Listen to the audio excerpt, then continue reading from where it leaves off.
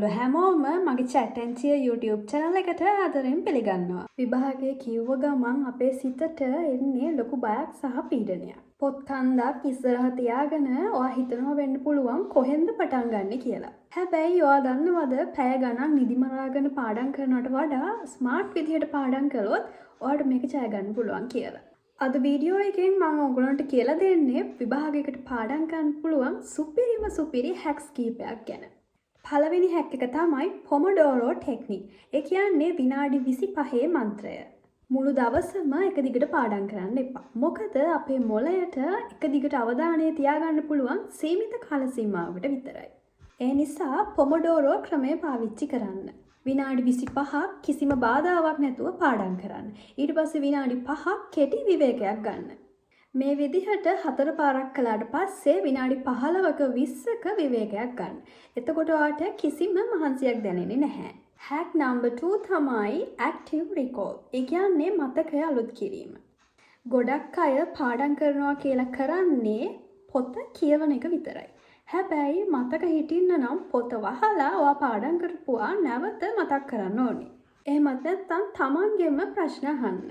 මේකෙන් මතකය ධාරණය කර ගැනීමේ ශක්තිය ගොඩක් වැඩි වෙනවා. තුන්වෙනි හැක් එක තමයි අනිත් අයට උගන්වන එක. ඔයා ඉගෙන ගත්ත අමාරු පාඩමක් තව කෙනෙක්ට සරලව කියලා දෙන්න උත්සාහ කරන්න. ඔයා ගාව කවුරුත් නැත්තම් හිතින් හිතන්න මම මේක පොඩි ළමයෙක්ට කියලා දෙන්නේ කියලා. ඔයාට ඒ දේ සරලව කියලා දෙන්න පුළුවන් නම් ඔයාට ඒ පාඩම හොඳට තේරලා තියෙනවා කියලා හිතාගන්න පුළුවන්. හතරවෙනි හැක් එක තමයි මනසින් රූපමවා ගැනීම.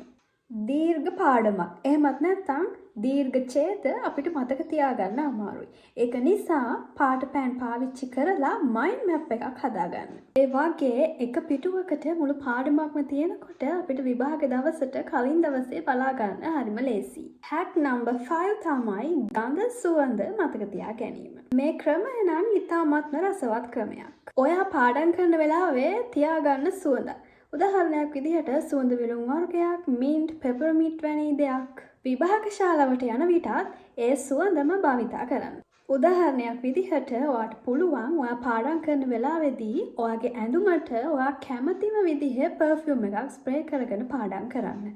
හැබැයි මතක තියාගන්න ඒ ස්ප්‍රේ කරපු පර්ෆියුම් එකම තමයි ඔයා එක්සෑම් එකට යන දවසෙත් ස්ප්‍රේ කරගෙන යන්න ඕනේ. අපේ මොළයේ සුවඳ හඳුනා ගන්නා කොටස මතකයේ සම්බන්ධව තදින් බැඳී පවතිනවා. ඒ සුවඳ විභාග ශාලාවෙන් එනකොට ඔයාට ඔයාගේ කලින් දවසේ පාඩම් කරපුවා තදින් මතකයට ගලා එනවා. 6 වෙනි හැක් එක තමයි නිදා ගන්න කලින් කියවීම. pre-read review. ඔයා මුළු දවසම ඉගෙනගත්ත කරුණු ටික නින්දට යන්න විනාඩි 15කට කලින් කියවන්න.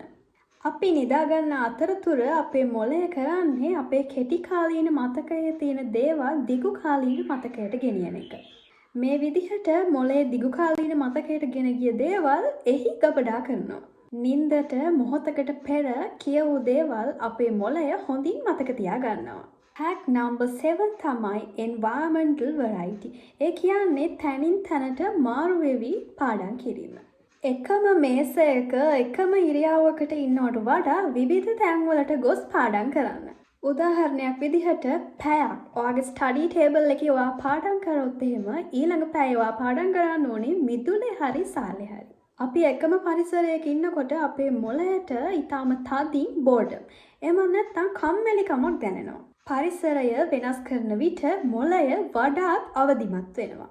අලුත් තොරතුරු ග්‍රහණය කර ගැනීමට වැඩි උනන්දුවක් දක්වනවා. ඔයා පාඩම් කරන අතරතුර වැඩිය අධික සීනි දාපු දේවල් කන්න එපා.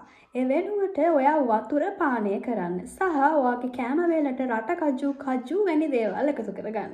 ඔයාගේ විවේක කාලයේදී ඔයා ෆෝන් එක පාවිච්චි කරනවට වඩා විනාඩි 5ක් ඇස් දෙක පියාගෙන ඉන්න එක මනසට හොඳ ව්‍යායාමයක්. විභාගය කියලා කියන්නේ බය වෙන්න ඕන දෙයක් නෙමෙයි. හරියට සැලසුම් කරොත් ඔයාට විභාගය ජය ගන්න පුළුවන්. මේ වීඩියෝ එක ඔයාට ප්‍රයෝජනවත් වුණා නම් ඔයාගේ යාළුවොත් එක්ක ෂෙයා කරන්න. ඔයාලට පාඩම් කරනකොට තියෙන ප්‍රශ්න පහලින් කමෙන්ට් එකක් දාන්න. තවත් මේ වගේ වීඩියෝ එකකින් හමු වෙමු.